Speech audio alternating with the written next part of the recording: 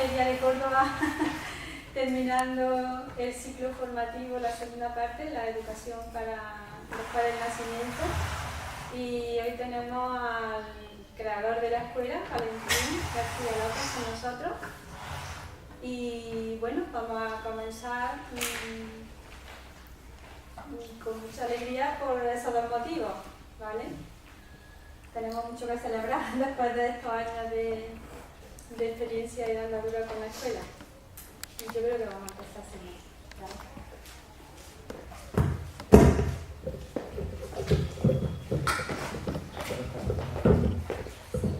No está apuntado, ¿no? Ahora.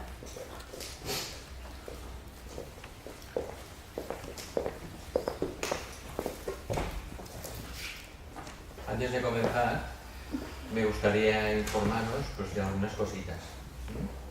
Hoy acaba, como ha dicho Paqui, el segundo curso de formación, la educación después del nacimiento, que ha ido dirigido sobre todo a padres, para que tengan herramientas holísticas e integrales para educar a sus hijos. Y hoy acabaremos este ciclo y la clase de hoy será como un esbozo, no tenemos más tiempo, va a ser simplemente un esquema, un esbozo de lo que será el siguiente curso, que es un curso de formación sobre todo para educadores. La dinámica va a cambiar en este curso de educadores que comenzará en el mes de octubre. Es un curso que va dirigido a maestros, profesores, educadores, psicólogos, pedagogos, madres y padres y en general sobre todo a profesionales de la educación. Entonces, la idea es dar también herramientas a los educadores en relación con la educación integral y holística.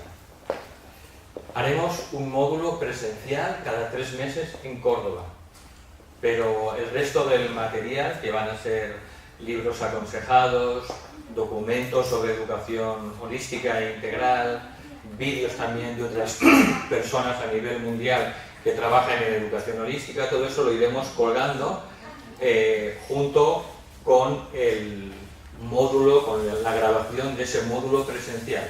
De manera que cada módulo constará del vídeo trimestral aquí grabado, más una serie de vídeos, documentos, algún libro aconsejado, para que las personas puedan prepararse sobre todo en su casa. De manera que no es bien un curso online, ¿no? Pero sería algo 50-50, ¿de acuerdo? Con lo cual, a nivel presencial, cada 3 meses, que también se colgará, y siguiendo con la misma filosofía que es compartir lo que vamos aprendiendo, lo que nos entusiasma, de manera gratuita. Lo que se cobra sencillamente unos 10 euros a los adultos y 3 a los niños es para financiar a los profesores que venimos de fuera, y los gastos del local, el gasto del monitor. Entonces, bueno, llegamos justos, a veces con pérdidas, pero con lo que se pretende simplemente disfrutar compartiendo, pues el dinero no es lo que nos mueve, sino nos mueve la pasión por hacer un mundo mejor. Y entendemos que la educación es lo más importante. Estamos construyendo el futuro de la humanidad a través de la educación. No hay otra manera, porque dentro de 30 años o 40 los que lleven los destinos del mundo serán las mujeres, los niños y las niñas que van ahora a la escuela. Con lo cual, si los seguimos educando igual, tendremos un mundo igual. Con lo cual, bueno, por eso la idea de este proyecto, de compartir lo que nos entusiasma. Hemos creado el tercer curso, lo estamos diseñando Julio Ferreras, el catedrático jubilado de León, también junto conmigo, y también está Jesús Moreno también colaborando, catedrático de Alicante, donde ya está en marcha hace un año en la escuela también Arcoiris, y entre los tres estamos diseñando el curso para educadores. Esa es la pequeña novedad que tenemos y comenzará el módulo seguramente en octubre. Habrá 3 módulos cada año, en octubre, siguen los 3 meses en enero y luego en abril.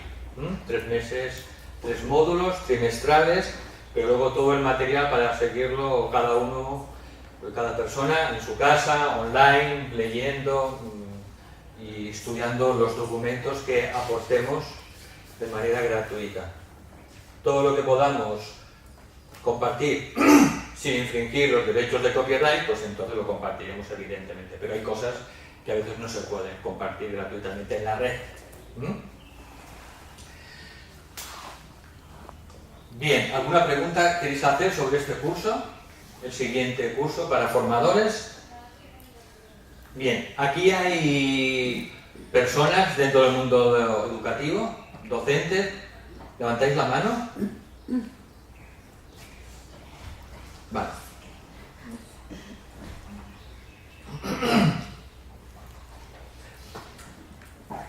Bueno, ¿hay alguna noticia más o alguna cosa más? No, ¿verdad? No. La dinámica de hoy va a ser...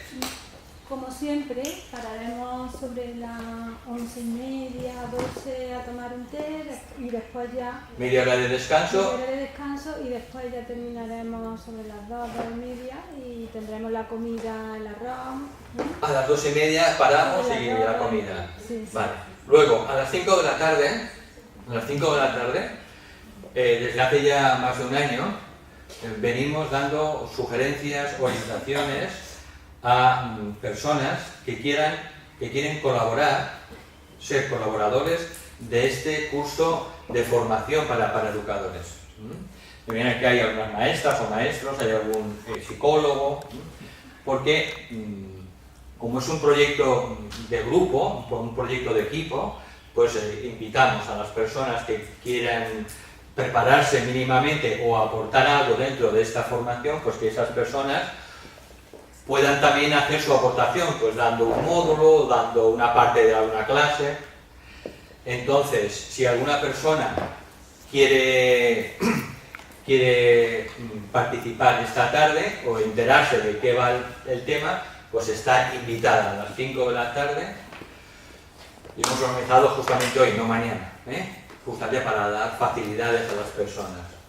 Entonces, quien tenga interés, que esté dentro del mundo de la educación o pues que tenga una formación parecida o psicólogos o lo que sea y le guste participar en esta formación que darán, pues le informaremos, porque la idea es que sea participativo y que participen en el desarrollo del curso también otras personas de aquí y también de fuera de Córdoba.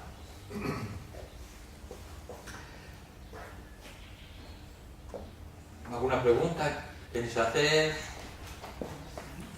¿No? Bueno. Vale, en este módulo que se llama Nuevos niños para un nuevo mundo, para un mundo nuevo y un programa educativo para el siglo XXI. Hola. ¿Qué tal? Buenos días a todos. Perdón. Presentaros por aquí.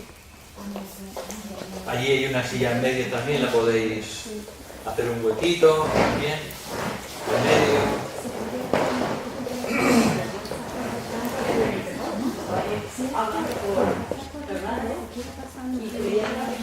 Sí. Entonces me gustaría que fuera muy participativo. Me gustaría que me acosarais a preguntas. Literalmente que me acoséis. Entonces me interrumpís, levantáis la mano, cualquier cosa. ¿Vale? No me importunáis, pero prefiero que si tenéis dudas o queréis aclaraciones o ampliaciones, que me levantéis la mano y me lo digáis. Así será mucho más dinámico y más participativo. Bueno, pues entonces, ¿os parece bien? ¿Comenzamos? Bien. El tema de hoy es Nuevos niños para un mundo nuevo y un programa educativo para el siglo XXI. Bien, el momento que vivimos actualmente la humanidad, no solo Córdoba, ni Cataluña, ni España, el momento que vive la humanidad es un momento trascendente. Es un momento único en la historia humana, porque estamos viviendo una crisis sistémica, no es una crisis puntual cultural, es una crisis sistémica como consecuencia de muchos factores, entre los cuales los más importantes es el estado de la evolución de la consciencia de toda la humanidad. Estamos en un momento de un salto cuántico de consciencia. Una oportunidad que hasta ahora nunca se había dado. Por eso la convulsión que vive la humanidad en todos los sectores. Política, educación, la salud, la filosofía, el arte, la ciencia, las religiones. Es un momento, digamos, de una convulsión total y que eso afecta a cada ser humano en particular. Están haciendo una nueva conciencia, no nos damos cuenta y estamos viviendo el parto de una nueva humanidad, y esos niños que están naciendo hace poco, desde los años 1980 en adelante, pues son ese fruto de ese parto de esa nueva consciencia que están haciendo. Y esto hay que tenerlo muy en cuenta en la educación, porque estamos educando todavía a los niños y a los jóvenes mediante un método educativo de hace 2 siglos, de la era industrial, cuando se necesitaban trabajadores y mano de obra para ocupar todos los diferentes puestos de trabajo. Entonces se diseñó la educación actual hace 2 siglos, 200 años, con la finalidad simplemente de suministrar mano de obra a las empresas, a los sectores económicos, a las fábricas, ¿no? a todos los proyectos en relación con la economía. Pero por eso nacían tantos niños. No es que nacieran tantos niños, sino que la educación Sí. Estaba orientada. se enfocó de esa manera esencialmente para suministrar mano de obra especializada, profesionalizada. Y esto podéis leer los documentos, los informes de pedagogos, de educadores, de sociólogos, y eso ha sido así hasta ahora. Hasta ahora, ¿qué ha ocurrido? Que como hay una convulsión en todos los sectores de la actividad humana, pues y también esos niños que están naciendo desde los años 80 son niños muy diferentes, que nacen con otra consciencia diferente hasta ese momento, pues están viendo los padres, todos los implicados en la educación, que algo hay que cambiar, hay que renovar y hay que hay que crear una renovación muy profunda en la educación de acuerdo a los nuevos tiempos que vivimos. Esta profunda renovación pedagógica no solo es fruto de las tecnologías, eso ha contribuido, pero no solo es fruto de la tecnología, es fruto de un cambio de conciencia de los seres humanos, en especial de esa conciencia nueva que están trayendo esos niños que están naciendo. Por tanto, en todas las áreas se está hablando de que estamos en un cambio de paradigma, un cambio del mundo moderno al posmoderno, o de un mundo materialista a un mundo posmaterialista, y que esto implicaría, en este cambio en el que estamos, que haya una demanda por parte de padres, por parte de educadores, de niños, de una nueva manera de educar. Y eso está en el ambiente. Está en el ambiente, está en los medios de comunicación, está en internet, se están haciendo continuamente experiencias en muchos centros en todo el mundo y hay una revolución silenciosa dentro del mundo de la educación. Y esto hay que verlo porque es así.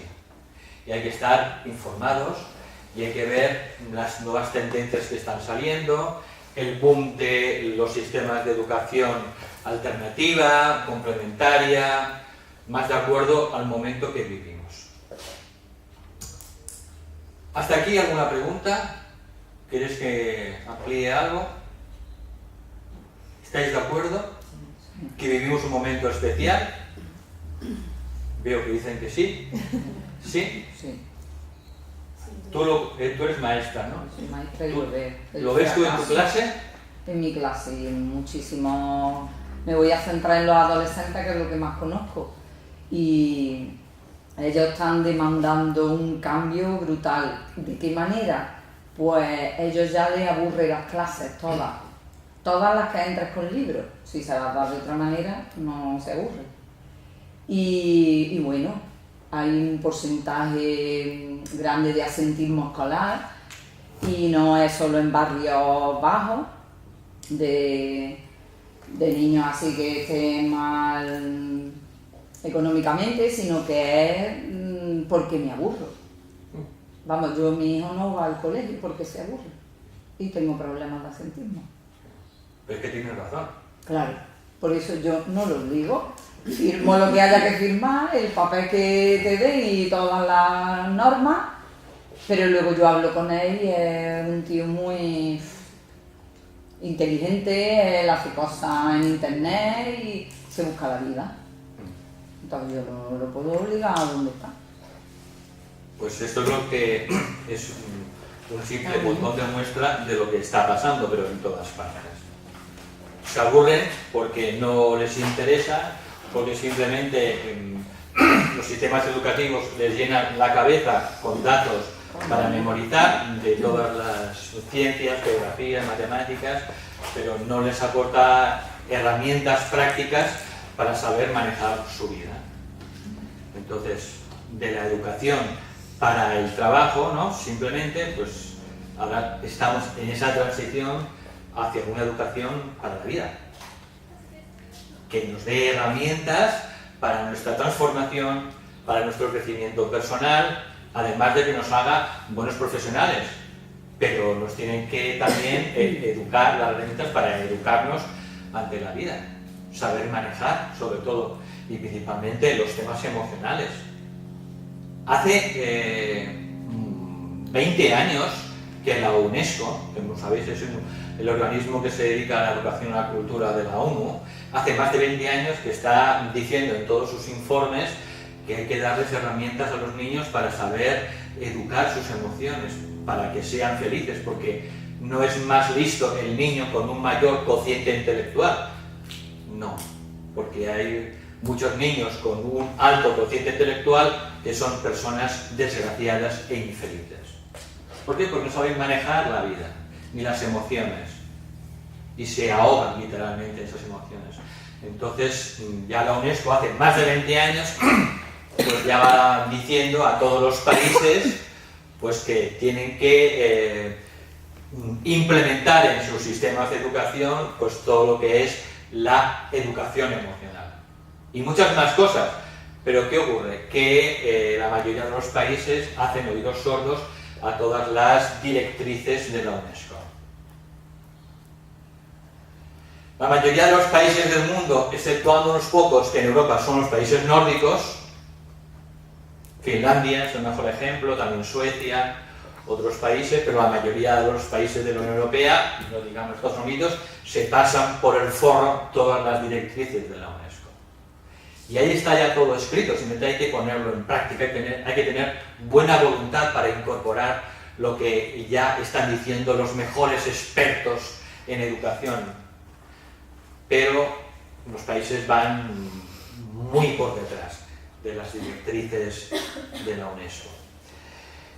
Entonces, el momento que vivimos es un momento especial, un momento único, y la educación tiene que reflejar y dar las herramientas necesarias a los docentes, sobre todo, porque los pobres docentes también a veces pues no tienen herramientas, ni se las dan los gobiernos ni sus superiores para poder tener esos conocimientos para poder luego aplicarlos en sus clases. Entonces, hay que trabajar de manera intensa para ayudar no solo a los padres, sino ayudar a los docentes y también a los colegios también, ¿no? Aunque sea de entrada a nivel privado, para darles esas herramientas que las puedan luego implementar dentro de la educación.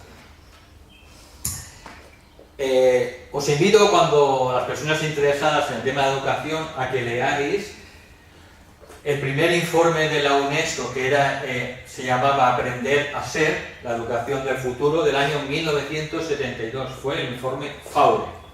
Hablamos del año 72, 82, 92, 2012, 37 años han pasado. Y no se está haciendo nada de lo que ya se aconsejaba. Ya en 1972, en el primer informe de la UNESCO, la educación del futuro, aprender a ser. Luego tenemos el segundo informe muy importante, que era la educación encierra un tesoro, de 1996, conocido como el informe de Lors, que también marcó un antes y un después y que se lo siguen pasando por el forro la mayoría de los países. Y el último es de hace 2 años, del 2015, que se llama Replantearse la educación hacia un bien común mundial. La educación es un bien común de los seres humanos.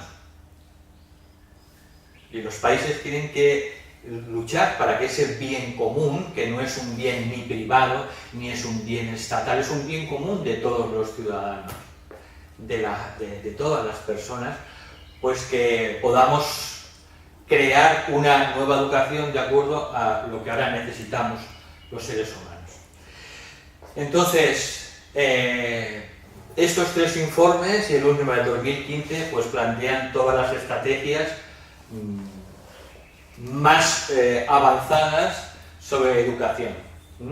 Y las personas que tengan interés pues pueden estudiarlos, leerlos, porque de hecho son propuestas holísticas de educación integral y holística.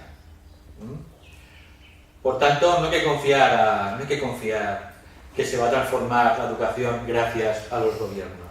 No. La educación se va a transformar gracias a las personas, a los ciudadanos, que exijan a sus gobernantes un cambio importante en la educación. Por sí solo los gobiernos no van a cambiar la educación, porque los gobiernos son servidores de la economía. Hay muchos intereses creados. Entonces son los propios ciudadanos los que, a través de la presión a sus gobernantes, serán los únicos capaces de que se puedan implementar nuevas maneras de educación, como ya está pasando, sobre todo en los países nórdicos. Os invito a que leáis todo lo que podáis, sobre todo sobre el modelo educativo en Finlandia, pero también en Suecia y muchas cosas. No hablemos ya del tema de la conciliación. Aquí en España en Suecia la conciliación, la baja por maternidad son 4 meses. 4 meses, son 14 semanas, si no me equivoco. En Suecia son 14 meses. Es decir, vamos a la cola. Vamos a la cola. Y eso solo puede cambiar si nosotros forzamos a los gobernantes mediante la presión que podamos hacer nosotros, creando un estado de opinión. Por tanto, mi consejo es que no esperéis que vaya a cambiar por los gobernantes, ni por la renovación de los planes de educación. ¿Cuántos planes de educación llevamos en los últimos 20 años? Infinitos, yo no los he perdido de cuenta. ¿Han mejorado algo? Nada. Cada vez peor. Sí, no hemos mejorado nada. Con lo cual tiene que ser las propias personas que lo exijan y que hagan presión de manera gradual. a sus gobernantes. Bien, según los sociólogos,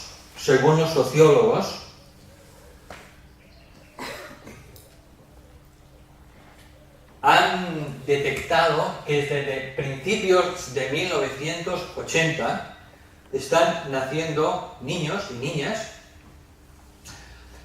con otras cualidades diferentes a las de los niños que han nacido hasta ese momento, y las han denominado pues los niños y niñas del tercer milenio. Técnicamente se conocen como la G1, que fue la generación, la generación 1, que son los niños nacidos desde 1980 a principios de 1990. De 1980 a 1990. A estos niños se les conoce en la literatura de psicología como los niños índigo, y en los medios de comunicación se les conoce como la generación Y, o también la generación de los millennials, que ahora se está poniendo de moda en los medios de comunicación. Entonces, los millennials, la generación Y o los niños índigos son esta generación que tiene ciertas características: niños inconformistas, niños con cierta sensibilidad, niños con capacidades diferentes a las usuales, una empatía muy grande hacia la naturaleza, hacia los seres humanos, y podéis estudiar pues estas características de esta generación pues en muchos libros que hablan sobre los niños índigo. Luego apareció la generación 2, la G2, a partir de 1992, y son los niños nacidos entre 1992 y el año 2000. A estos niños se les llama en la literatura de psicología los niños cristal, y en los medios de comunicación se les conoce como la generación Z. Si vais a Wikipedia y miráis generación Z, pues ahí os dará más información sobre esta generación de niños. Luego tenemos la G3, que es la generación nacida de los niños entre el 2000 y el 2005. 2000 y 2005. Estos niños tienen de manera mucho más desarrollada esa sensibilidad, esa empatía, el amor por la naturaleza, no les interesan los datos y las simples informaciones, ¿no?, que les dan, simplemente quieren investigar, quieren aprender por ellos mismos, se aburren en el colegio, pero son niños muy inteligentes, lo que ella un poco estaba diciendo, y esto se va a hacer cada vez más acuciante. Y luego finalmente tenemos la generación 4 y generación 5, que se llama, que son los niños que han nacido a partir del 2006. Entre estas generaciones, de la generación 1 a la generación 5, pues se encuentran y se han estudiado que hay diferentes maneras de entender la vida, no todos responden de la misma manera. Ha habido algunas de estas generaciones que han tenido más problemas para encajar este cambio de energías, que es lo que se conoce como el síndrome de hiperactividad y déficit de atención, ¿no? De manera que dentro de estas generaciones, pues cada una de estos niños tiene diferentes características y es muy interesante conocerlas. En general, cuando decimos los niños del tercer milenio, o los niños en general, o índigo, hablamos desde la G1 a la G5, de los niños nacidos entre 1980 hasta el momento actual. ¿Vale? Y esto explicaría en gran parte esa demanda de estos niños que han nacido con otra conciencia diferente a los niños de décadas anteriores. Por eso no podemos seguir educándolos de la misma manera que los hemos educado hace 50 o 100 años, que es lo que está pasando ahora. ¿Alguna preguntita queréis? Sí, por favor. Yo tengo una pregunta, porque desde la primera generación hasta la última, aparte de haber diferencias entre ellas, como nos comentan, ¿se trata de un proceso de refinamiento de algunas características desde la primera hasta la última, en la que ya se van refinando ciertos aspectos, o es que son muy diferentes entre ellas? No, esencialmente, es como dices, es un proceso mayor de refinamiento de su consciencia. De manera que son más refinados en su sensibilidad física, sobre todo el amor por la naturaleza, la empatía mayor con las personas. A nivel emocional también saben manejar mejor las emociones, de manera instintiva, de manera natural, y a nivel mental son niños mucho más despiertos. De manera, son niños que desde 1980 hasta ahora están haciendo un refinamiento progresivo y también están haciendo una elevación del foco de su conciencia, y de ser muy emocionales, están siendo niños cada vez con una mayor conciencia mental. La focalización, la polarización es más mental. Y esto está de acuerdo a la evolución de la conciencia humana, porque el ser humano está haciendo un viaje evolutivo en la conciencia desde la polarización o la focalización emocional lentamente hacia la polarización mental, que es el nivel anterior a la polarización del alma. Por tanto, estos niños son más intuitivos, captan rápidamente las cosas y sobre todo tienen una intuición más despierta que no tienen los niños de hace 30 o 40 años. Por tanto, es un refinamiento de la conciencia y ellos son los exponentes que están viniendo a la existencia, a la encarnación, porque son almas que han elegido encarnar en este momento con ese diseño de ese cuerpo y de ese cerebro y ese sistema nervioso, porque ellos van a ser los encargados de crear un mundo mejor. Ese es su propósito. Para eso están encarnando ahora. Si no los estropeamos. Si los adultos no los condicionamos y los estropeamos. Entonces, ellos han venido con un plan, y es el plan de hacer un mundo mejor dentro de los próximos 30 años. Y son los constructores del futuro, de una nueva civilización, una nueva manera de entender la vida y el planeta. Si no los estropeamos. Y eso es una responsabilidad de los padres y de los educadores. Porque la tendencia natural es a transmitir nuestros propios condicionamientos. Ese es un problema que tenemos siempre los seres humanos.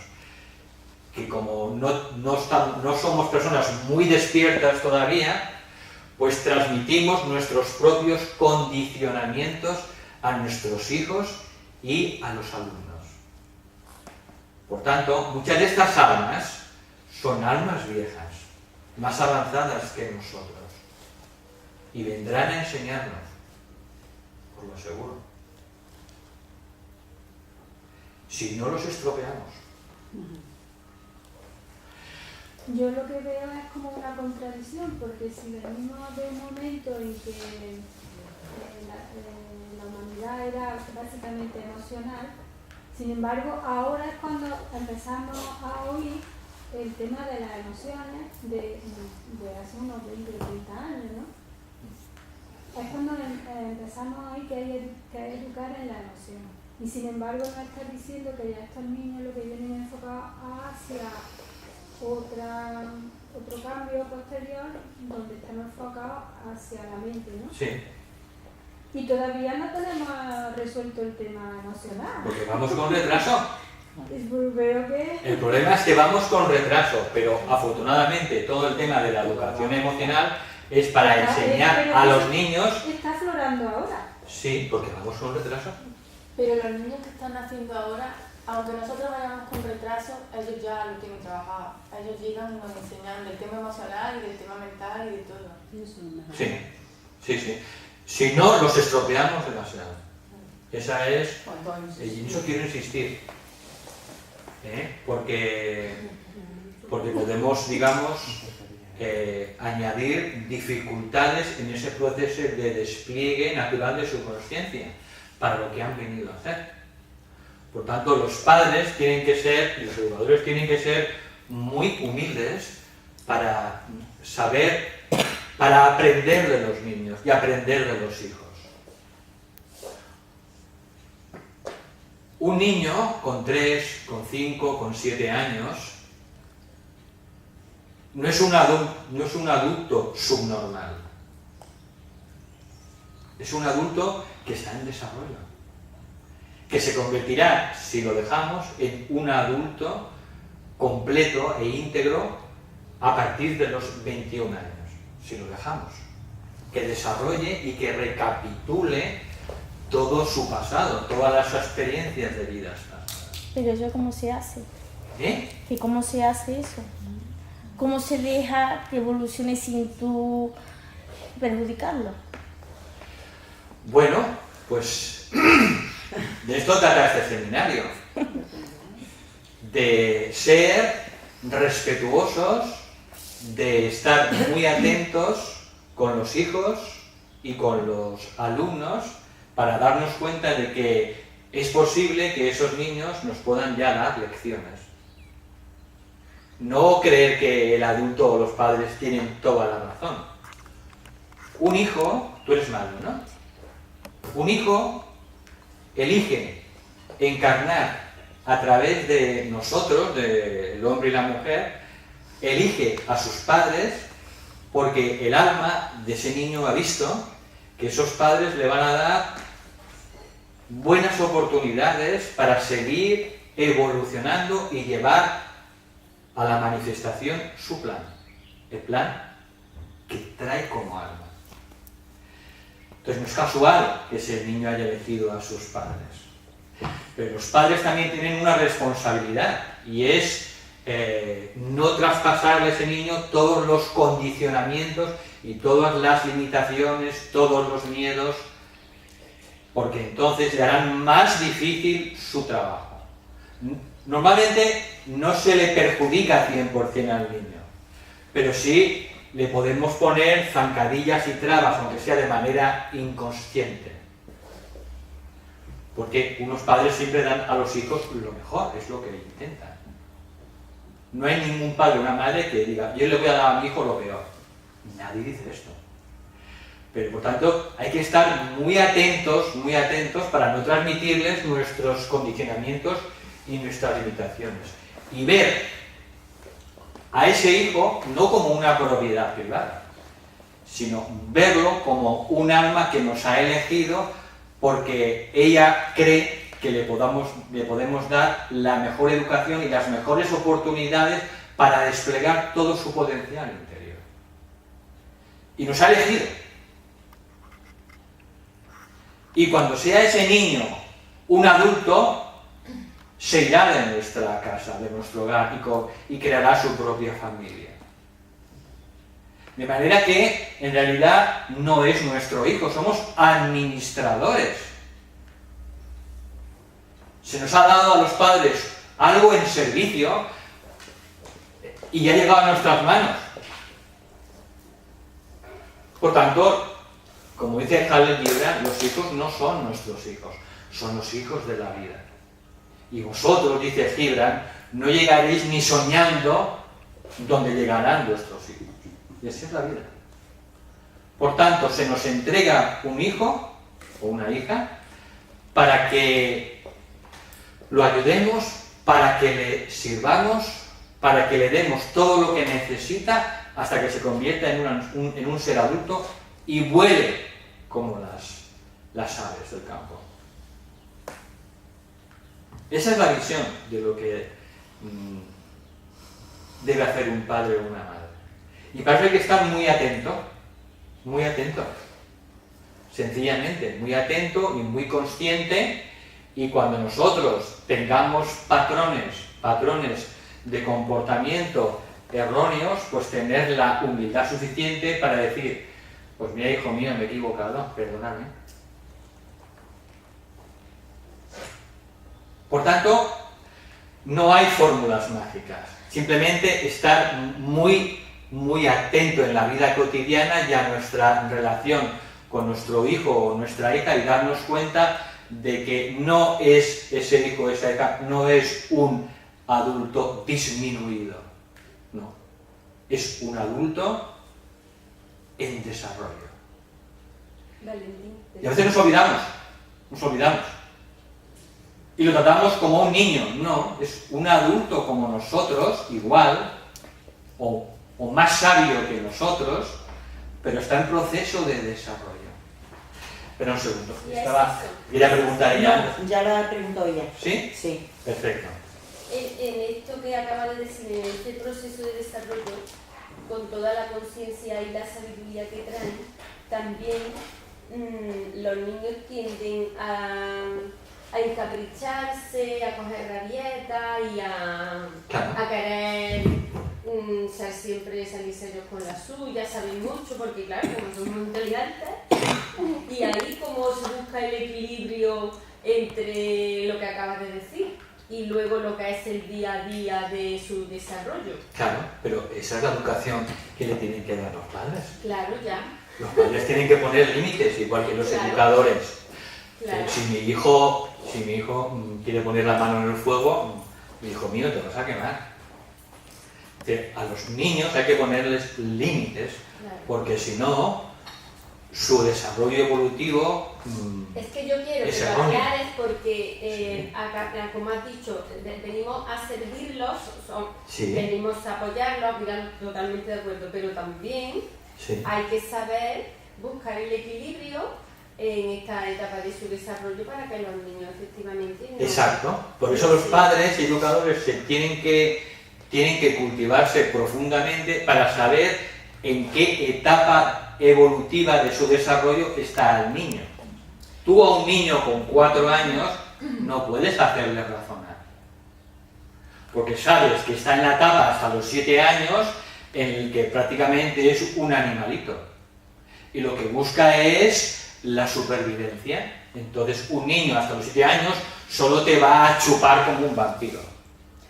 Pero es que para él, que busca solo la supervivencia del cuerpo físico, eso es lo natural, lo que tiene que hacer, y los padres tienen que saberlo. Pero a los 7 años, después de la dentición, de la segunda dentición, se ha producido un proceso espiritual y oculto muy importante, después de la caída de los dientes de leche, que indica que ha entrado en otra etapa evolutiva hasta los 14 años. Pues ahí entonces tenemos que saber qué es lo adecuado para educarle y para decirle en esa etapa. Por eso los padres tienen que saber mínimamente las etapas evolutivas de un niño y un joven. A una niña con 12 años que está en el segundo septenio, no le des un curso de filosofía o de valores. Eso no funciona.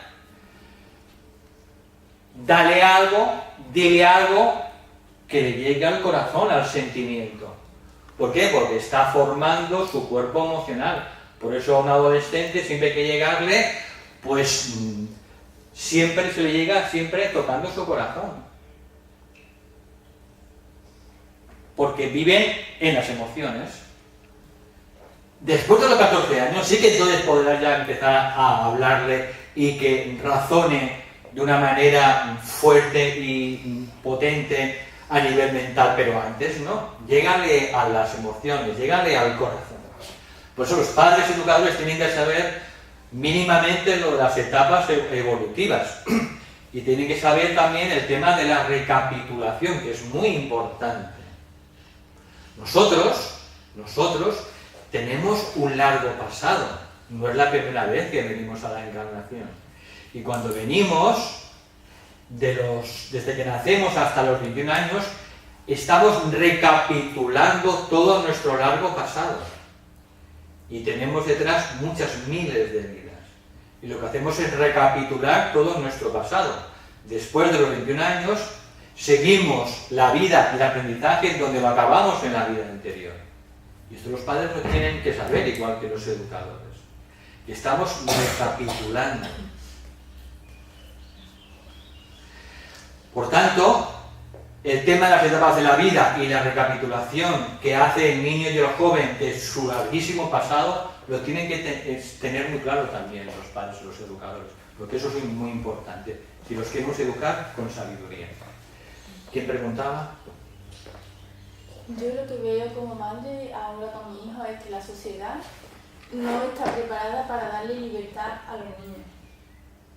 Para libertad me refiero a libertad para expresarse, para ser ellos mismos, porque la sociedad está acostumbrada a decirle a los niños todo lo que tienen que hacer y cómo tienen que comportarse, Sí. y cómo tienen que pensar, y a esperar de ellos un razonamiento muy lógico y los niños no funcionan así, especialmente los pequeños. A mí me duele cuando a mi hijo de 2 años, a mi hija de 3 años, le hablan de una forma muy lógica, esperando un razonamiento de una respuesta de un adulto. Pero eso es lo que pasa en la mayoría de la sociedad. Y muchas veces cuando los niños no reaccionan como el adulto quiere, los adultos se sienten ofendidos o sienten que tú no estás siendo un buen padre. Y a lo mejor no te lo dicen a ti directamente, pero yo veo muchas veces que te miran o que ya te están juzgando. Te están juzgando por ser una mala madre, por darle libertad a tu hijo, por dejarlo que sea salvaje, que sea ruidoso, que corra, que no esté sentado ahí escuchando al adulto. Y esto no estamos preparados. Bueno, a medida que haya más madres y más padres como tú, la sociedad también irá cambiando.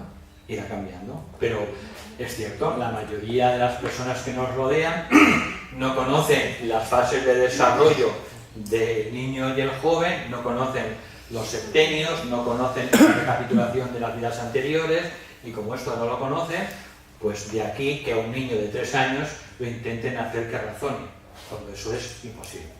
Imposible. Luego hablaremos brevemente sobre las características de las etapas de desarrollo, porque eso es fundamental para luego entenderlo y aplicarlo como padres o madres o como educadores. Vale, sí, Dime. bueno, no sé si... Da igual. Me da igual. Bueno, venga. No, a mí me llama la atención eso de lo del razonamiento y tal, de hasta los 7 años, más o menos. Yo no soy madre, pero yo hablo de mi experiencia, de lo que yo recuerdo de cuando era más pequeña y de lo que yo he visto, he trabajado con niños, de lo que yo he visto en algunos colegios. Obviamente con 3, 4 años no hay no se les puede hacer razonar como un adulto, no puedes pretender que estén a tu misma altura. Pero yo he observado que a partir de los 5 años, más o menos, no es matemático, pero recuerdo de haber visto pataletas de niños, de por qué esto es mío, porque no sé qué, no sé cuánto, y yo sí he visto que razonaban. O sea, los padres se han sentado a hablar con ellos, bueno, ¿qué te pasa? ¿Sabes? O sea, se han interesado por esa pataleta del niño que le ocurría en ese momento, en fin. Y oye, el niño ha razonado. ¿Y eso qué hace? Porque que empiece ya a razonar desde... Por ejemplo, yo recuerdo que a mí me ponían... yo me quería ir a casa de una amiga, no sé, o a jugar o no sé dónde, y a mí mis padres me decían, es tu responsabilidad.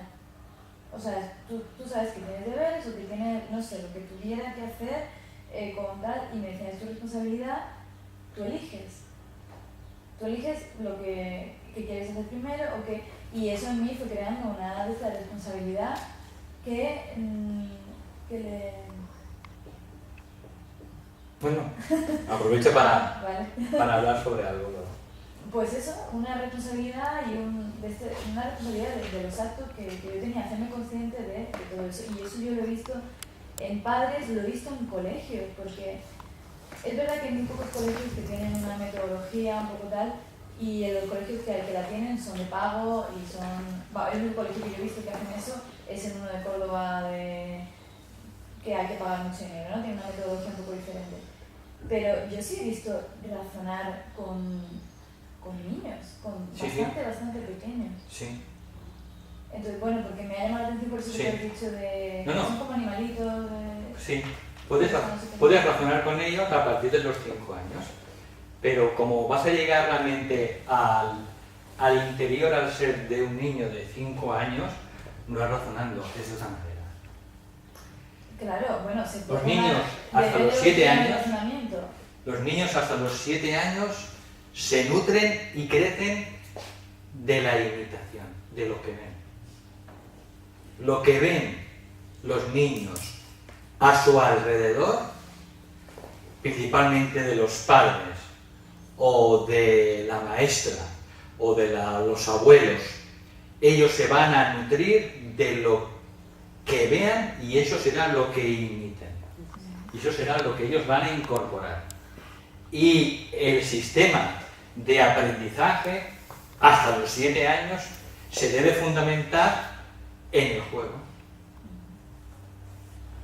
Pero juego simbólico, no juego ya preparado. No le deis a una niña o a un niño un muñeco que esté formado ya, porque vais a matar su imaginación creadora, su sentido de la fantasía. Tienes que darle una muñeca con 2 puntitos o un muñeco de trapo para que él estimule su fantasía. Por tanto, a los niños y niñas hasta los 7 años, su manera de crecer y de alimentarse es a través del juego. Hasta los 7 años, su manera de aprender es a través del juego. Y el juego simbólico. Por tanto, claro que pueden razonar, pero no puedes llegar al ser profundo de ese niño a través del razonamiento, porque otras cosas todavía no tienen formado su propio cuerpo mental, no lo tienen. Eso empieza a formarse después de los 14 años. En el tema de las etapas de desarrollo de cada ser humano, hay unas situaciones especiales que hay que tener en cuenta, que es a los 7 años la segunda dentición, que eso marca algo muy profundo en la evolución de un ser humano. Significa que a los 7 años ese niño o esa niña ya tiene su cuerpo etérico propio, no el heredado de los padres. Un niño o una niña, hasta los 9 meses, mientras está en la barriga de la madre, su cuerpo físico no está expuesto al mundo exterior, ¿verdad? Su cuerpo físico, el cuerpo del bebé en el vientre de la madre, no está expuesto al mundo exterior. Está expuesto cuando, en el momento del nacimiento. Pues hasta los 7 años lo mismo ocurre con el cuerpo etérico del niño. Ese cuerpo etérico no termina de formarse hasta los 7 años, que culmina con la segunda dentición. Y lo mismo hasta los 14 años, no termina de formar su verdadero cuerpo emocional, sino que es heredado hasta los 14 años. Por eso no se puede, en cada etapa de la vida, intentar llegar a ese niño mediante una educación o un sistema para el que todavía no está ampliamente preparado, aunque pueda razonar a los 5 años. Pero a un niño hasta los 5 años, ¿cómo hay que llegarle? A través de la estimulación de la fantasía, a través de contarle cuentos, historias, a través de hacerle el mayor tiempo posible la vida alegre y la vida llena de felicidad. Así es como ese niño, si lo rodeamos continuamente de experiencias de alegría, de experiencias de felicidad, de experiencias de fantasía, es como ese niño irá creciendo de manera natural y se apropiará finalmente de un cuerpo etérico, pues lo mejor formado posible. Y os recuerdo que los que hayáis estudiado temas más profundos, el cuerpo etérico es el arquetipo del andamiaje del cuerpo físico. De hecho, se sabe que cuando ese niño hasta los 7 años no tiene oportunidades de las que estamos hablando ahora, ese niño, después de los 7 años, habrá formado un cuerpo etérico con defectos que durarán para toda la vida. Problemas en determinados órganos, problemas en determinados sentidos, simplemente porque no le hemos dado la mejor educación a esa etapa de su vida. Por eso es un tema importante de las etapas de la vida, más de lo que nos pensamos. Y hay que darle y educar a cada niño y niña de la manera óptima en cada etapa. En cada etapa. Dime, Paqui. No, que has dicho que el cuerpo etérico ha heredado, ¿no es compartido con el de la madre, el cuerpo etérico del bebé? Hasta los 3 años.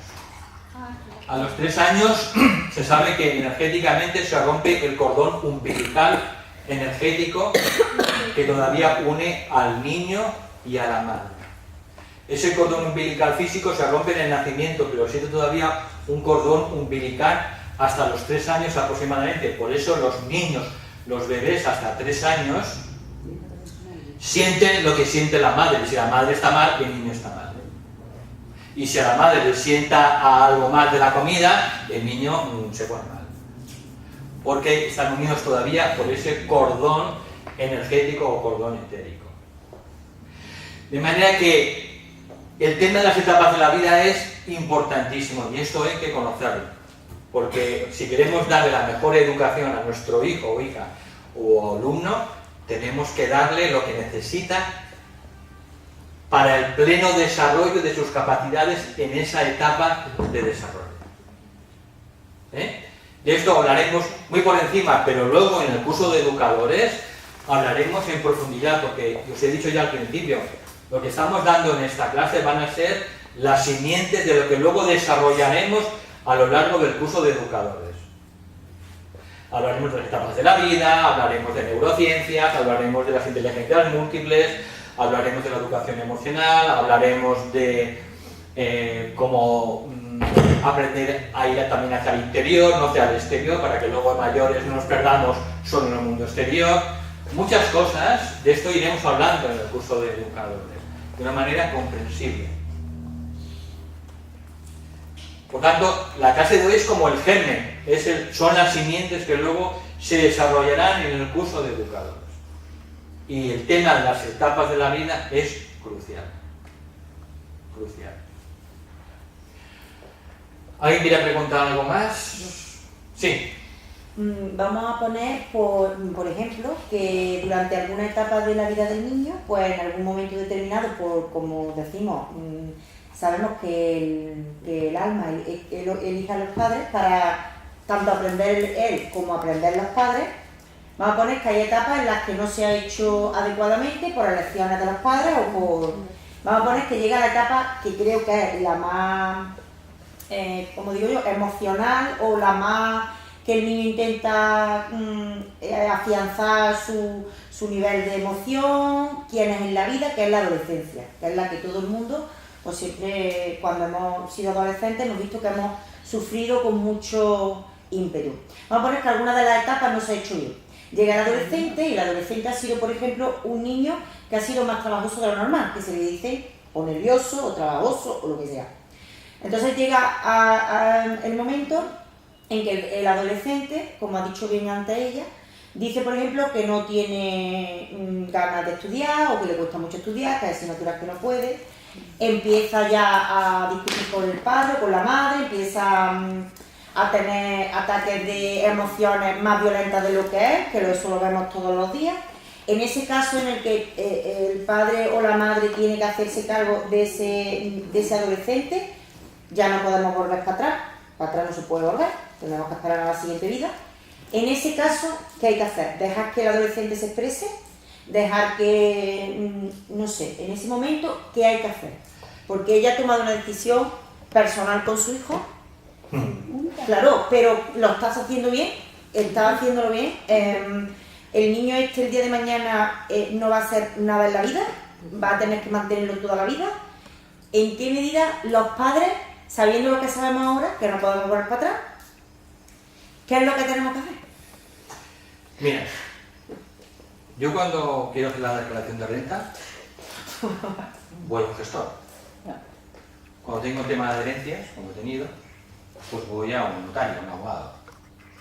Entonces, lo más sabio y prudente es ir a un profesional que sepa más que los padres para intentar encauzar o reencauzar esas situaciones que pueden derivar, si se dejan, en un conflicto más serio.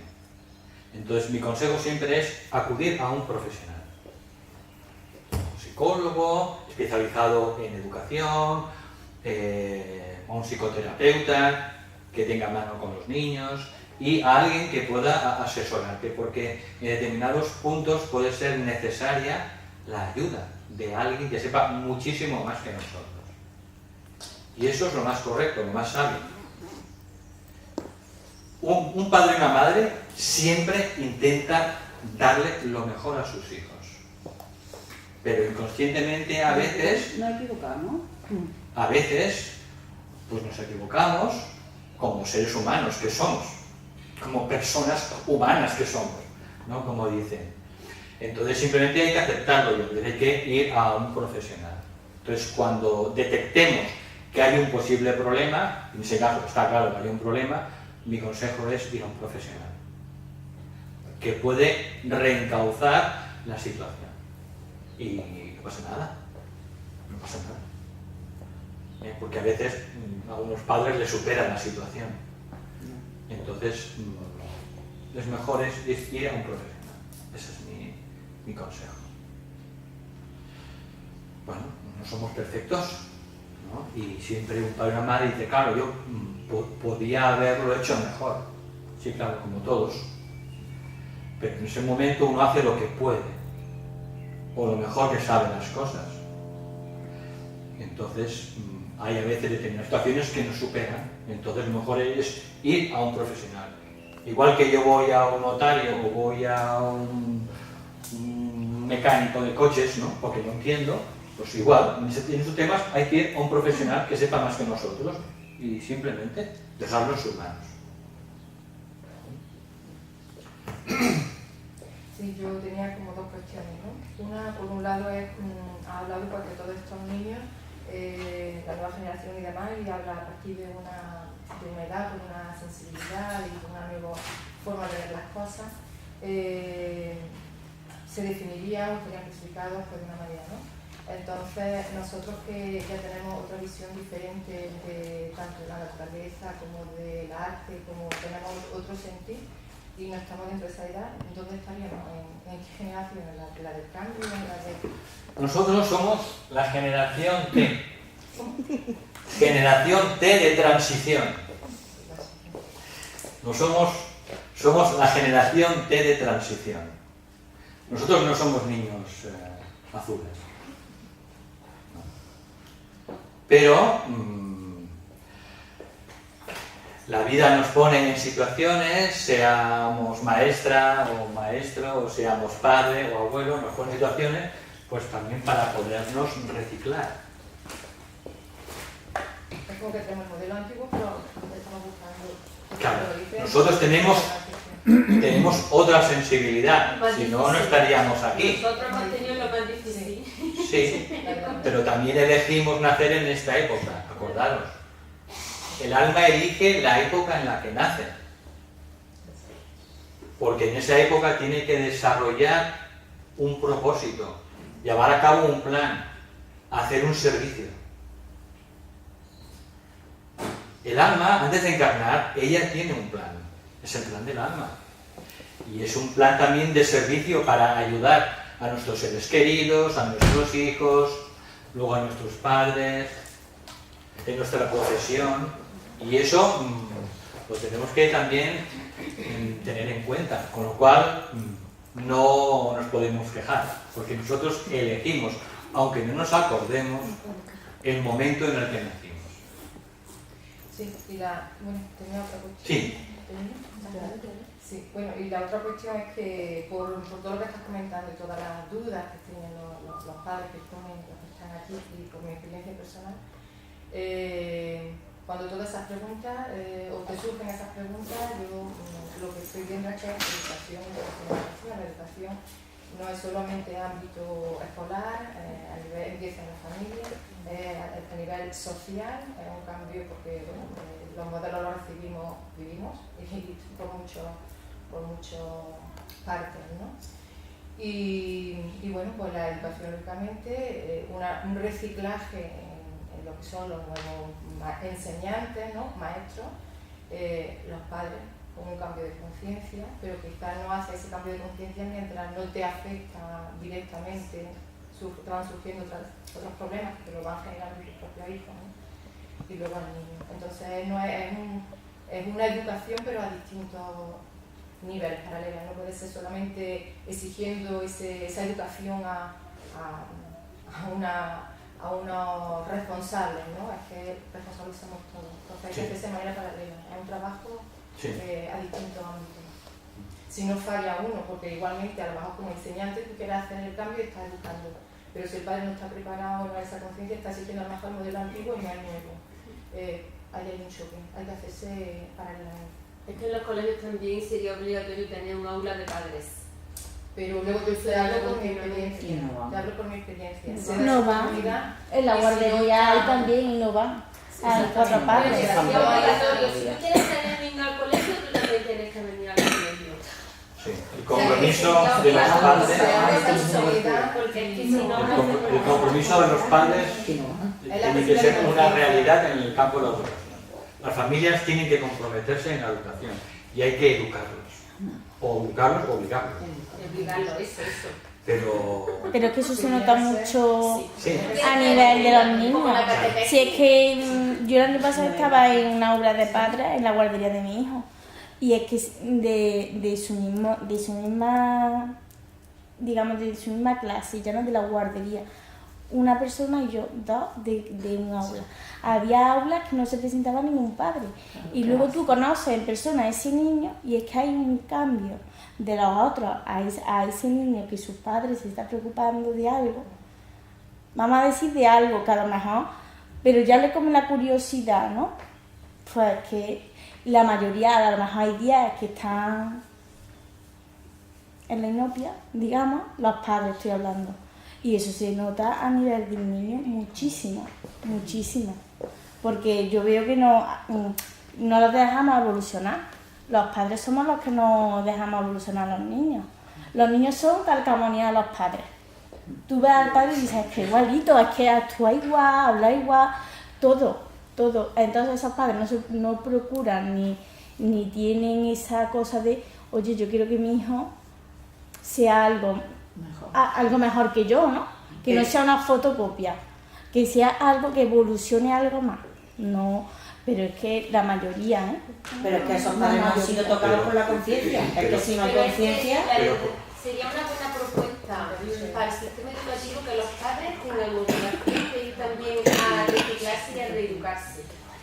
Porque a la catequesis, el padre que quiere que su niño haga la comunión, están obligados a estar allí con los niños. Eso sí, porque como quieren celebrar la comunión... Sí, pero ¿qué tipo de sistema educativo va a reciclar? El que tienen ellos, ¿no? Lo nuevo, ¿no? Porque tú vas a hablar del espíritu y todo eso. Pero que así no nos habla de la que tienen que mandarle mucho más a los niños más de edad. No, para eso no, para eso. Pero es que no. Es lo que hay. Por ahí no vamos. A ver, de una en una, a ver. La pregunta que yo iba a hacer antes va en realidad un poco a lo que estamos hablando, que luego salió naturalmente. Que por ejemplo, yo nací en la generación en la 1, ¿no? Ya en la 1980 a principios del 90. Sí, yo nací en esa generación. Y por ejemplo, cuando hablo de las características, por ejemplo, de esa generación, pues supongo que es generalizando, ¿no? Pero yo creo que los niños que están naciendo ahora, muchísimos niños están naciendo con padres de esa generación ya, porque, claro, a primeros de los 80 ya tenemos 30 y tantos. Como tu caso. Exacto, y entonces lo que me cuesta trabajo asumir, por ejemplo, que si ya estamos los padres en esa generación, ¿cómo puede haber tanta diferencia de conciencia todavía entre los mismos miembros de la misma generación en temas de ese tipo. Claro, porque dentro de cada generación también tenemos diferentes niveles de conciencia. Ya, pero si ya a partir del año 80, ¿no? Esa generación se supone que trae unas características muy concretas. Pero no todos los que nacen. No todos, pero no todos los que nacen. Pero entonces la minoría de la minoría. Porque yo te lo digo por lo que me rodea, vamos, que mi hijo está en 2 guarderías diferentes y yo muy poca diferencia, muy poca. Es verdad que en una había muchos más niños que en otra, pero los padres no, yo no siento que los padres realmente, yo no me siento especial, pero tampoco no me siento tan cerrada como lo que ves y hablas con los padres, que dicen, si es que parece que tiene 20 años más de mentalidad. Sí. Entonces, no entiendo esa evolución. Si tienen 30 años, ¿cómo pueden estar tan retrasados en ese aspecto? Y lo generalizo porque yo creo que consciente a este nivel, es que si no esto estaría lleno. Claro. Sí, pero eso es algo natural y hay que entenderlo, que dentro de cada generación, pues hay también diferentes almas que nacen en diferente estado evolutivo. No todas son, en esos 10 años, no todos los que nacen son niños azules, índigos, no. Pero sí que hay un mayor porcentaje, y eso sí que es cierto y es lo que se está comprobando, que esos porcentajes de esas almas más evolucionadas va en aumento. De aquí la crisis que tenemos hoy en día en todo el tema educativo, porque lo están demandando esos niños, pero siempre te vas a encontrar en esta situación.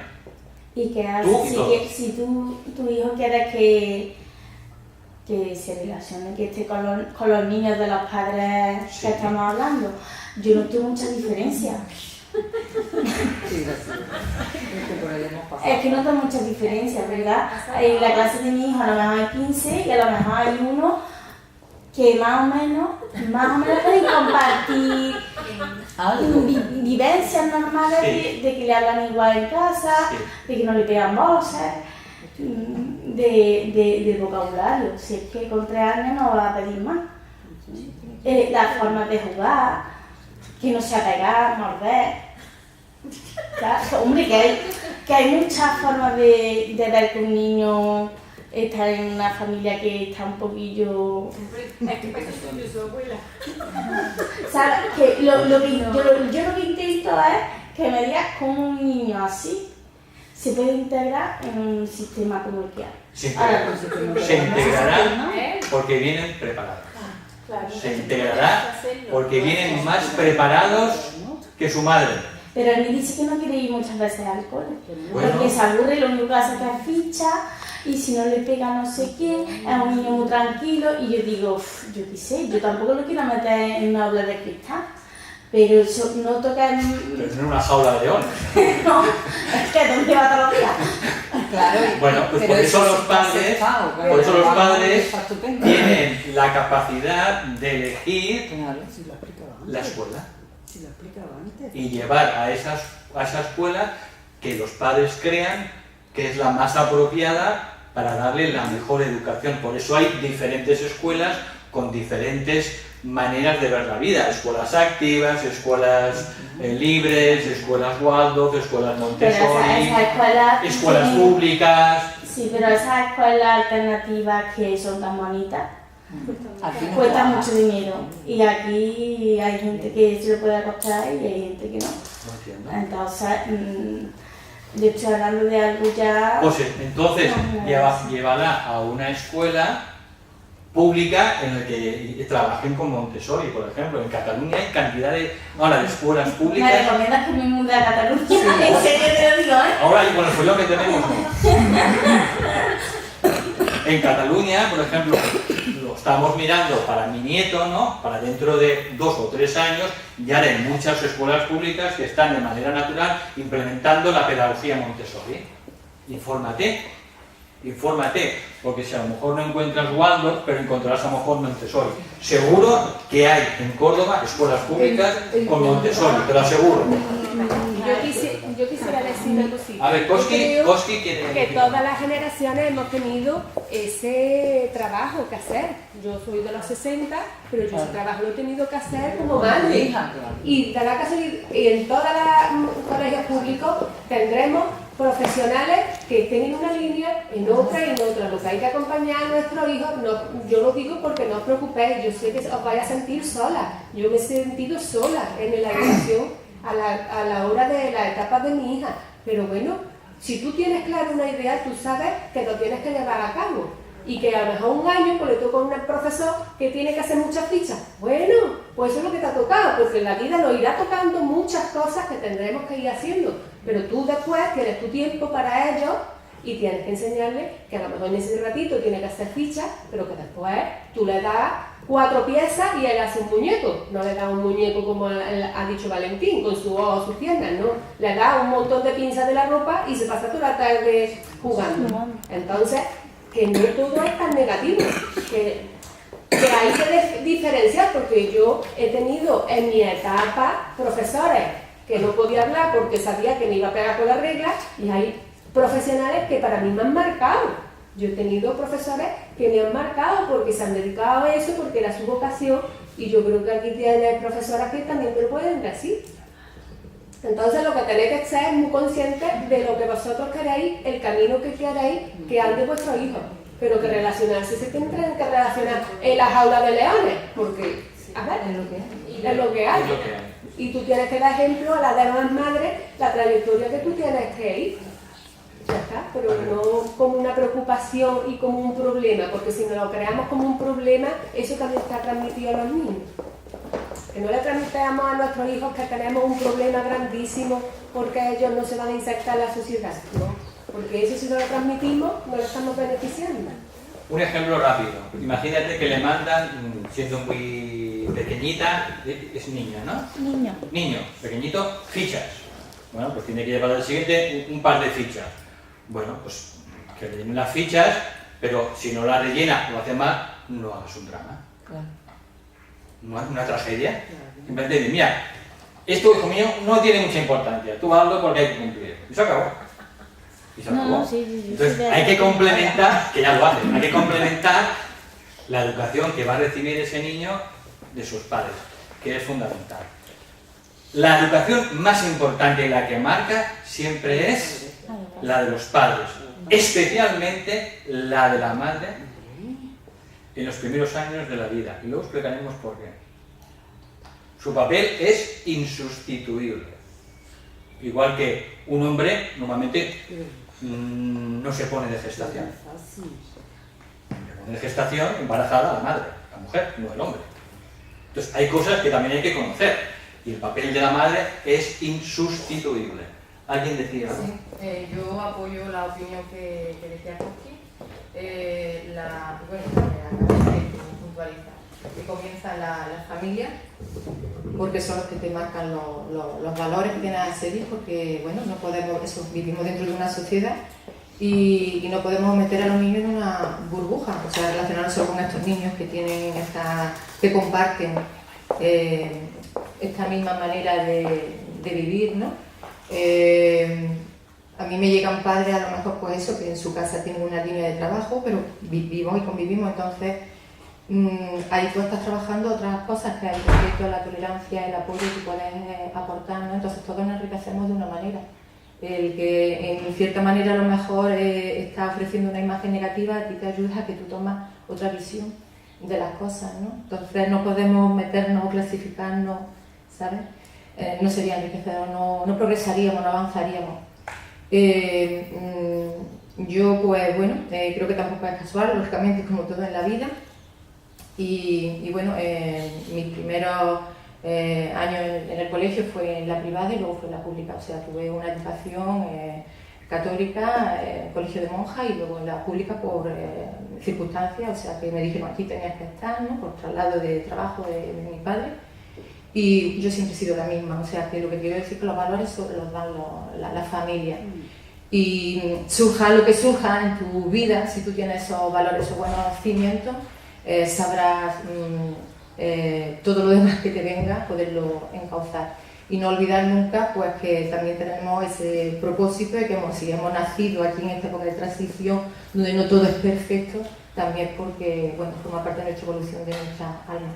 Entonces, pues cada uno de nosotros, los niños nuevos que están por nacer, está el camino de su trabajo. Es lo único que quería ahora. ¿Tú eres maestra? No. Vale. Ana es maestra, psicóloga. Ella es maestra para que no la conozca. Y ahora aquí hay dos maestras, ¿no? ¿Hay alguna maestra más? Vale. Entonces, seguimos adelante en los temas. Vamos a hablar brevemente sobre las bases científicas. Apuntaste antes la palabra de decisión, ¿no? ¿Cómo? Que apuntaste antes la palabra decisión. Sí, decisión. Porque una de las cosas, uno de los elementos fundamentales en los que se tiene que hacer hincapié en la educación de los niños y las niñas es justamente que ellos aprendan a tomar decisiones. Cuantas más mejor, y que asuman luego la responsabilidad de sus decisiones. Pero desde chiquito, ¿no, Valentín? Desde pequeños. Esto desde pequeños. Claro, un niño de pecho no lee... Pero a partir de los 2 añitos... A partir de cuando sea, al niño hay que entrenarlo para que tome sus decisiones, porque esto, cuando sea mayor, se habrá transformado en algo muy importante en su carácter y se habrá enraizado para toda la vida. Por tanto, el tema de enseñarle que tome decisiones, como tú antes comentabas, es fundamental. También el desarrollo de la fantasía hasta los 7 años.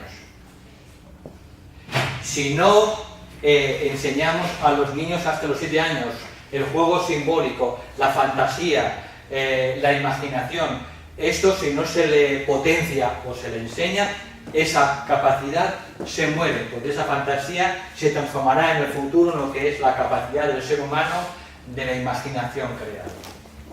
Por tanto, hay ciertas cosas que son simientes que se plantan en la infancia, y esta es una, el poder tomar decisiones. Otra cosa muy importante en la educación de los niños, y es que no hay que darle todas las respuestas a sus preguntas. Porque hay que responderle a todas esas preguntas. ¿Por qué no empezamos a decirle, pues no lo sé, pero ¿a ti qué te parece? Dime tú qué opinas. Y empezar a pedirle la opinión al niño o a la niña sobre ese tema que él mismo ha preguntado. Y entonces esforzarle al niño para que él encuentre sus propias preguntas, aunque, bueno, pues sean para el adulto, pues que no tengan ningún sentido. Entonces, tenemos que entrenar al niño, sobre todo, a responder a sus propias preguntas. Que esto era lo que hacían, digamos, los socráticos. Sócrates, Platón, no daban la respuesta siempre a sus discípulos, sino que los invitaban a reflexionar y que dieran ellos su propia opinión de lo que pensaban sobre cada cosa, sobre cada duda.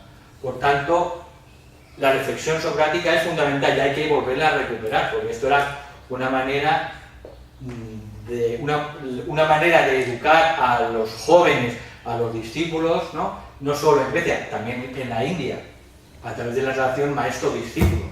Por tanto, los padres no tienen que contestar todas las preguntas, sino al contrario, tienen que animar a los niños, a sus hijos, a que ellos den su opinión sobre qué les parece, porque todo lo que hacemos entonces es extraer de ellos aquello que todavía está oculto. Ya sabéis, la palabra educación viene de educe, que significa extraer del interior. Por tanto, la educación verdadera es extraer del interior aquello que está oculto todavía. Por tanto, no es llenar la cabeza de datos e información a los niños, a las niñas, sino ayudar a que saquen de su interior lo que ya llevan dentro, porque ya hemos dicho que tienen un larguísimo pasado los niños y las niñas. Y hay que ayudarles a extraer, a educer, a sacar lo que llevan en su interior. Si le congestionamos la cabeza y el cerebro con nuestras propias respuestas, pues entonces los estamos asfixiando. Por tanto, animarlos a que tomen sus propias decisiones, a que sean autónomos, como dice la pedagogía Montessori: mamá, enséñame, pero déjame que lo haga yo. Ese es el lema de Montessori, que sean autónomos, independientes y que aprendan a tomar sus propias decisiones ellos mismos. Eso es educar con mayúsculas. Eso tenemos que recuperarlo. Por tanto, en cada etapa se tiene que educar a los niños y a las niñas pues, desde el mejor prisma, desde lo que ellas necesitan. Entonces, en los nuevos sistemas de educación hay unas bases científicas que hay que conocerlas. Las nuevas tendencias en educación, sobre todo, utilizan los nuevos descubrimientos que ha hecho la psicología y la neurociencia, sobre todo en los temas de educación emocional, en los temas de neurociencia, y aquí una de las últimas ramas que se llama la neuroeducación, y también en el tema de las inteligencias múltiples.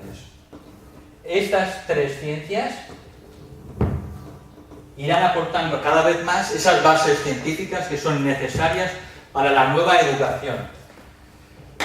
Educación emocional, pues más o menos todo el mundo empieza a escuchar algo que ya la UNESCO, ya, como he dicho antes, hace 35 años ya recomendaba. Entonces, tenemos una educación, una inteligencia emocional. Tenemos tres cerebros, no solo un cerebro. Tenemos un cerebro reptil, tenemos un cerebro mamífero emocional y tenemos un cerebro, un neocórtex o un cerebro humano. ¿De acuerdo? Tenemos tres cerebros. Por tanto, en la mayoría de los procesos de las decisiones humanas interviene el cerebro emocional, que es lo que se llama la inteligencia emocional. Entonces, hay que darle herramientas a los padres y a los educadores pues para que ayuden a los hijos y a los alumnos en las competencias emocionales. ¿Por qué? Porque en definitiva lo que hace a una persona feliz en la vida es saber manejar sus emociones y no asfixiarse ni hundirse en sus propias emociones. Por tanto, el tema de la educación emocional cada vez se va a integrar más en todos los sistemas educativos. De hecho, cada vez más podéis ver todo tipo de escuelas, públicas, privadas, que están haciendo el hincapié en la educación emocional. ¿Por qué? Porque es fundamental. Lo fundamental es que los niños sean cada vez más felices. Y serán felices si saben manejar sus emociones. ¿De acuerdo? Que es el principal escollo de los seres humanos. No nos han enseñado a saber gestionar adecuadamente las emociones. Y entonces nos hundimos en ellas. No flotamos, sino que nos hundimos hasta el fondo. Por eso la gente pues tiene todo tipo de problemas emocionales y tiene que ir al psicólogo, al psicoterapeuta o al psiquiatra, porque no nos han enseñado de niños a manejar de manera positiva y creativa las emociones. Por tanto, es necesario. Y este conocimiento se está aplicando más y más en las escuelas y, de hecho, en el tercer curso de formación haremos como mínimo un módulo, si no más, sobre educación emocional, dando las herramientas para los padres y los docentes. Luego, el tema de las neurociencias. El tema de las neurociencias va haciendo investigaciones cada vez a pasos agigantados. Las neurociencias, a través de las neuroimágenes, es decir, cómo responde el cerebro a través de las determinadas situaciones de la vida, y eso se hacen imágenes o fotografías, pues se va detectando cómo evoluciona y cómo responde el cerebro. Entonces, cada vez va a ser más importante la neurociencia. ¿Por qué?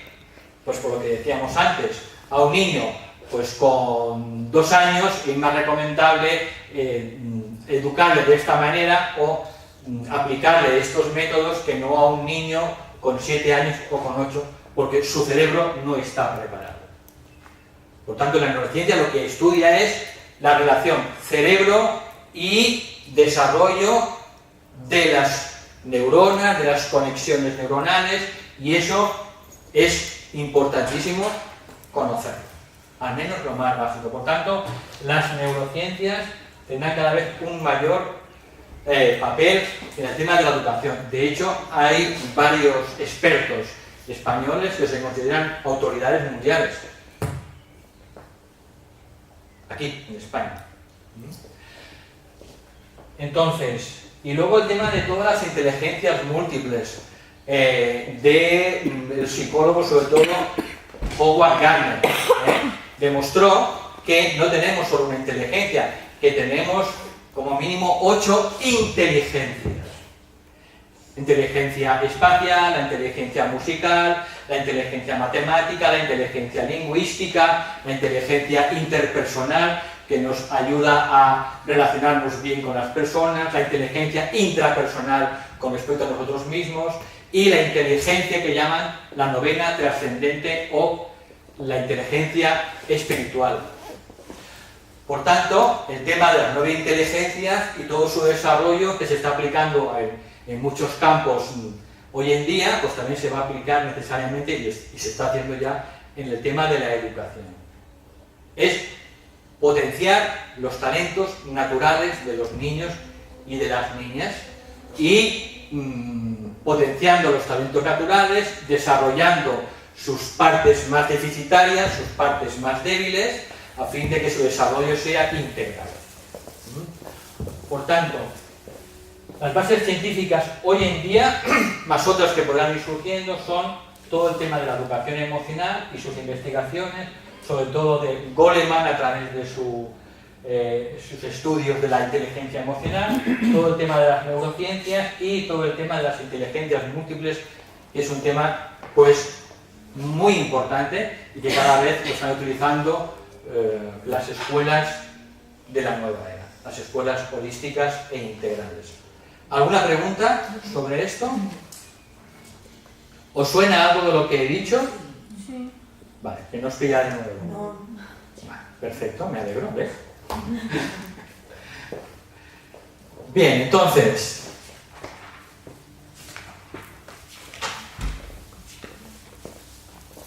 en los apuntes que colgaremos junto con este módulo, que será dentro de un tiempo, porque todavía tenemos que mejorarlos y rectificarlos, daremos también información sobre estas bases científicas, y sobre todo también bibliografía a la que podáis acudir. En neurociencias, entonces he querido citar a David Bueno, que es un biólogo genetista, podéis encontrar artículos suyos de vez en cuando, David Bueno, y Francisco Mora, que es un médico y neurocientífico.